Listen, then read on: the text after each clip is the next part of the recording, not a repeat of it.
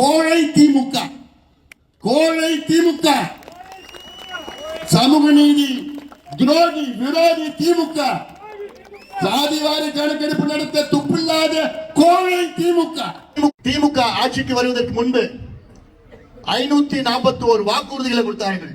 உங்களிடம் பல பொய்களை சொல்லி ஆட்சிக்கு வந்தார்கள். திமுக என்றாலே நல்ல தெளிவா பொய் சொல்றதுல PhD வாங்கியிருக்கிறாங்க.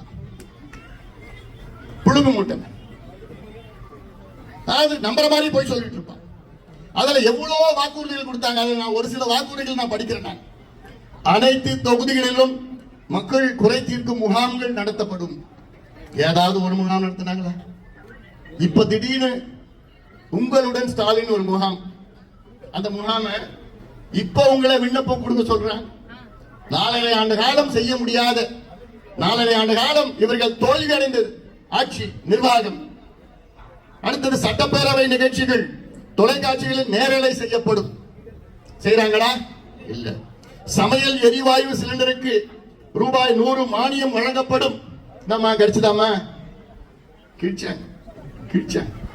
வந்தாங்கன்னா திமுக ஓட்டு கேட்க வருவாங்க. கேளு, எங்கயா போன தேர்தலில் 100 ரூபாய் மானியம் ஒரு சிலிண்டருக்கு நீ கொடுக்குறேன்னு சொன்ன, எங்கயா? மாதம் ஒரு முறை மின் கட்டணம் செலுத்தும் திட்டம் செயலாக்கப்படும். இருக்குதா? கிடைச்சதாமா?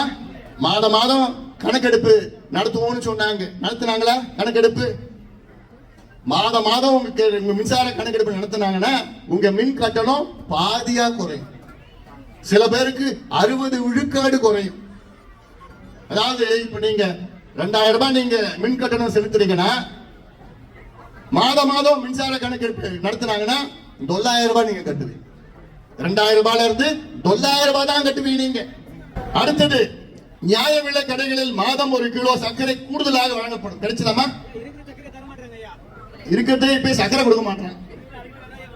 ஆமா, இதெல்லாம் கேட்கணும். நீங்க திமுக காரங்க ஓட்டு கேட்க வருவாங்க. அப்போ நீங்க கேட்கணும், ஏயா 1 கிலோ சர்க்கரை மாதம் கூடுதலா நீங்க கொடுப்பேன்னு சொன்னீங்க, எங்கேயா போச்சு சர்க்கரை? அடுத்தது முதியோர் உதவித்தொகை 1500 ரூபாயாக உயர்த்தப்படும் என்று ஒரு புழுவனான இருக்கிற உதவித்தொகையே வரமாட்டேன். அடுத்தது தமிழ்நாட்டு ஆறுகளை சுத்தப்படுத்த புதிய திட்டம் செயல்படுத்தப்படும். நீட் தேர்வு ரத்து செய்யப்படும். சொன்னாங்களா? நாங்கள் ஆட்சிக்கு வந்து ஒரே வாரத்திலே நீட் தேர்வை ரத்து செய்வோம் என்று தெருவாக முதலமைச்சர் ஸ்டாலின் அவர்களும் துணை முதலமைச்சர் உதயநிதி அவர்களும் தெருவா வந்து உங்களிடம் போய் பிரச்சாரம் செய்தார்களே, மீண்டும் வந்தார்கள் என்றால் கேட்கிறேன். உங்களுக்கு உண்மையா சொல்லுங்க, பொய்ய சொல்லி ஓட்டு கேட்காதீங்க. கரும்பு விலை டன்னுக்கு 4000 உயர்த்தப்படும். 3000 ரூபாய் கொடுத்துட்டு இருக்காங்க. 10,000 கோடி ஏரி குளங்களை தூர்வாரும் திட்டம் செயல்படுத்தப்படும். ஏரியே காணல, ஏரியே காலி பண்ணிட்டானுங்க. பகுதி நேர ஆசிரியர்கள், பகுதி நேர பணியாளர்கள் உள்ளிட்ட அனைவரும் பணி நிலைப்பு செய்யப்படுவார்கள். ஒரே ஒருத்தர் கூட பணி நிலைப்பு கிடையாது. 4.5 ஆண்டு காலத்துல நான் இவ்வளவு பேர் இல்ல, ஒருத்தர்கள் கூட பணி நிலைப்பு கிடையாது. பர்மனன்ட் ஒருத்தர்